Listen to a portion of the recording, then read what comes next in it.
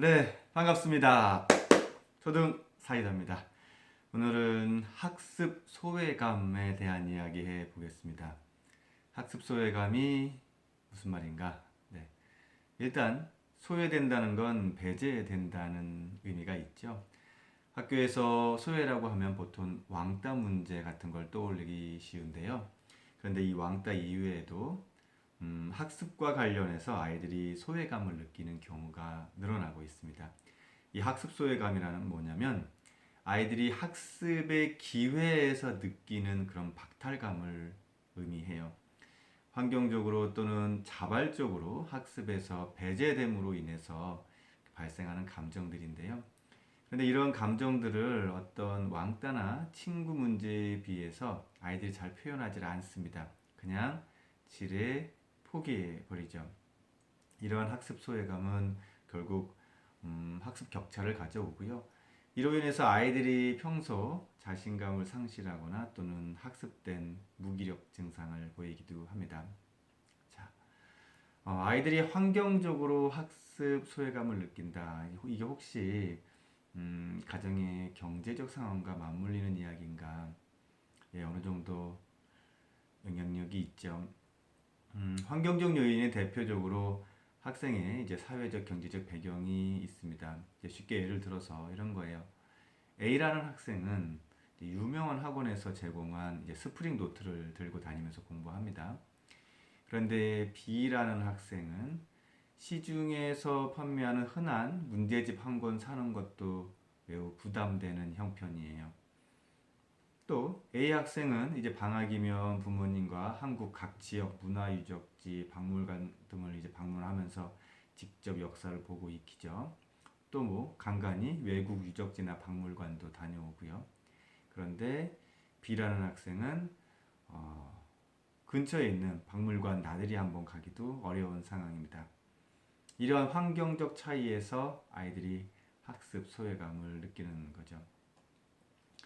이렇게 환경적인 요인도 있지만 또 자발적으로 학습에 배제되는 경우도 있습니다. 그건 이제 어떤 상황이냐? 자발적인 소외는 보통 두 가지 경우로 나뉘어요. 본인이 하고 싶은 것이 명확합니다. 그래서 제도적으로 주어지는 교육을 거부하고 자퇴한다거나 하는 것이 있어요. 뭐 그런 경우는 사실 많지는 않죠. 그리고 뭐 심리적으로도 별 문제가 없습니다. 왜냐하면 주체적인 선택이 명확하니까요. 그런데 환경적인 상황을 미리 예측하고 스스로 자발적으로 배제하는 경우가 있어요. 뭐냐면 예를 들어서 이런 거죠. 한 아이가 판사가 되고 싶어요. 그래서 인터넷으로 검색을 해봤어요. 로스쿨을 가야 하고 이 로스쿨의 학비가 엄청나다는 걸 알았어요. 또 어떤 아이는 바이올린을 배우고 싶어요. 어, 인터넷으로 검색해 보니까 뭐 악기며 레슨비가 아이가 느끼기에 이제 어마어마해요. 아, 우리 집 형편상 어려울 것 같아요. 스스로 그 분야에 대해 자발적으로 배제해 버리는 거죠. 어차피 안 될 거야. 이때의 자발적 소외감은 심리적으로 위축감을 줄 수가 있습니다. 결국 학습 소외감이라는 게 이제 경제 문화적 상황에서 오는 격차를 아이들이 몸소 느낀다는 건데요. 그런데 제가 교사로서 사실 걱정되는 건 일상에서 제일 크게 느끼는 부분이 있는데 그게 어떤 부분이냐면 어휘에서 오는 소외감입니다. 같은 교실에서 놀고 또 공부하는 것 같아도 이제 고학년이 되면 무리를 짓게 됩니다. 이 무리 짓기에 중요한 요인 중에 하나가 평소 사용하는 어휘와도 관련이 많아요. 아이들 그룹마다 사용하는 어휘력이 다릅니다. 인터넷 게임을 좋아하는 아이들의 그룹, 또 독서와 학원 학습 시간이 많은 아이들, 또 문화 및 여가 활동을 많이 하는 아이들 등등 이 아이들이 사용하는 어휘 범위와 개수에서 이제 차이가 나죠. 같은 한국말을 사용해도 어휘가 다르면 서로 차이를 느끼게 됩니다. 그러한 차이에서 본인도 모르게 이제 소외감을 느끼고 뭔가 나는 배우지 못하고 있음을 무의식적으로 감지하게 되는 거죠. 자, 그러면 그 어휘력에서 오는 학습 소외감이 사실 큰데 구체적으로 어느 정도나 어휘력의 차이가 있는가? 어휘력의 차이는요 이미 영유아부터 시작이 됩니다. 2020년 서울 교육 이라는 교육 잡지가 있어요. 거기에 이제 기고문에 인용된 연구 내용을 한번 보면요. 교육을 바꾸는 사람들 이찬승 대표의 연구 내용이었습니다. 만 3세 부유층 아동의 어휘 수는 1116단어인데 저소득층 아이의 어휘 수는 525단어라고 합니다. 만 3세에 이미 2배 가까운 차이를 보이는 거죠. 그렇게 10여 년이 지나서 초등학교 5, 6학년이 되면 사실 거의 그러니까 똑같은 나이의 아이라고 해도 이미 어휘력에는 상당한 격차가 나게 되어 있지요. 그럼 일단 어휘력의 차이를 줄이면 학습 소외감이 많이 줄어들까? 학습 소외감은요, 종합적인 교육 환경의 차이에서 오는 겁니다. 어휘의 사전적 의미를 알고 있는 것만으로는 소외감이 줄어들지 않을 거예요. 그러한 어휘를 실질적으로 사용하는 빈도가 높아져야 이제 그러한 배제감이 들어드는 겁니다.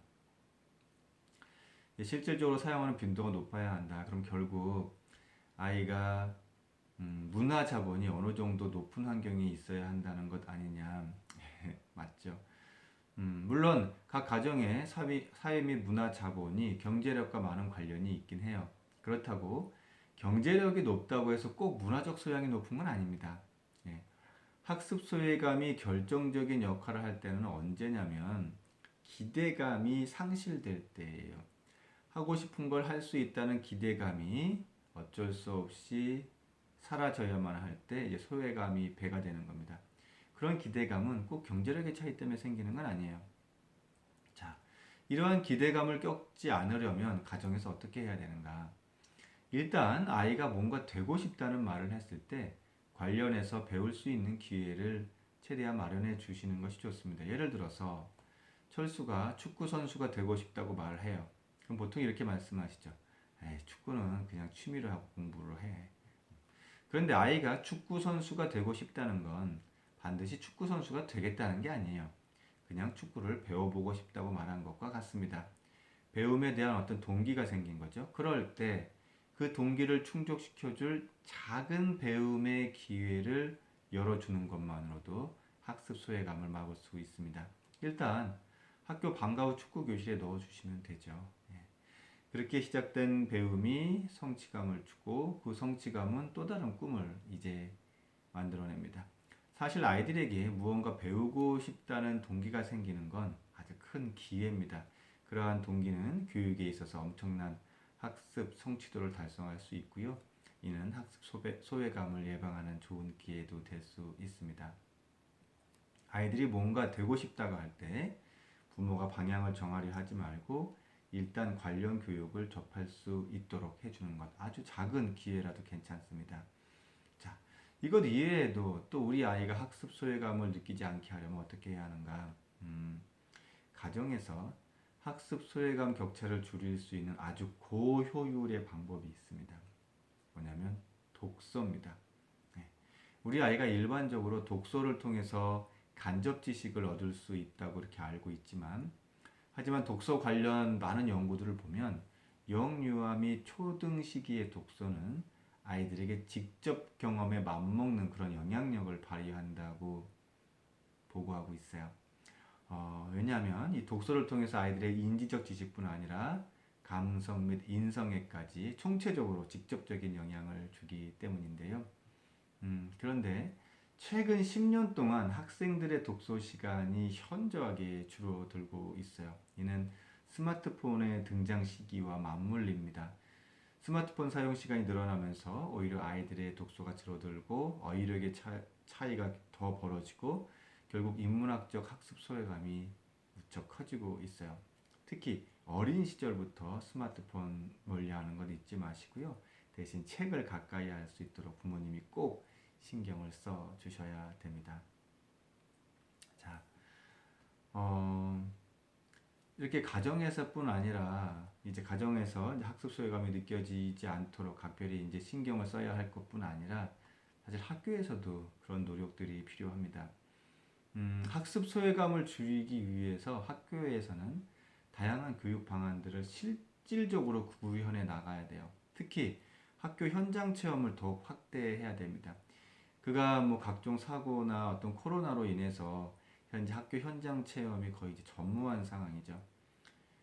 어떻게 됐든 이제 상황이 호전되는 대로 지역 역사 체험이나 문화 체험, 또 메이커 체험 등등 각 가정에서 미처 신경 쓰지 못하는 체험을 통한 교육들을 우리 아이들이 많이 누릴 수 있도록 기획하고 그걸 실현을 해야 돼요. 사실 맞벌이 부모나 또 주말에도 일을 하셔야 되는 부모 입장에서는 우리 자녀를 집 근처 도서관에 데려가기도 어려운 상황이에요. 그러한 가정의 아이들이 기댈 수 있는 곳이 바로 공공교육기관이어야 하고요. 다양한 체험학습 및 학교 방과 후 교육의 어떤 다양화와 그런 질적인 제고를 통해서 아이들이 학교 교육에서 학교 교육만으로도 충분한 어떤 학습 소외감이 느끼지 않는 그런 교육을 받을 수 있어야 되겠죠. 자, 왕따와 같은 친구 관계뿐 아니라 학습에서도 소외감을 느끼는 아이들이 있다는 사실 꼭 잊지 않으셨으면 좋겠고요. 아이들이 입고 다니는 옷이 다를 수는 있어요. 또 신고 다니는 신발이 다를 수도 있습니다. 그런데 배움의 기회에 있어서는 차이가 없었으면 좋겠어요. 아이들마다 어떤 능력의 차이와 각자 노력의 차이는 존재할 수밖에 없습니다. 그래도 배울 수 있는 기회의 차이는 정말 최소였으면 좋겠어요. 각 가정에서 많이 바쁘고 힘드시겠지만 오늘 우리 아이랑 같이 책 한 권 골라서 읽어보시는 것부터 꼭 시작하셨으면 좋겠고요. 그리고 혹시 선생님들 중에 이 채널을 보시고 계시는 분이 있다면 이렇게 생각하셨으면 좋겠습니다. 우리 교사들이 아니면 배울 기회를 놓치는 아이들이 학급마다 꼭 있다는 사실 잊지 않으셨으면 좋겠습니다. 그 아이들 잊지 마시고 우리 아이들에게 무엇을 어떻게 가르쳐야 할지를 진지하게 고민하고 연구하는 시간 부모님들, 우리 교사들 함께 가졌으면 좋겠습니다. 네, 감사합니다. 초등사이다는 초등학부모님들과 함께합니다. 오늘도 내일도 뚜벅뚜벅 걸어가겠습니다. 감사합니다.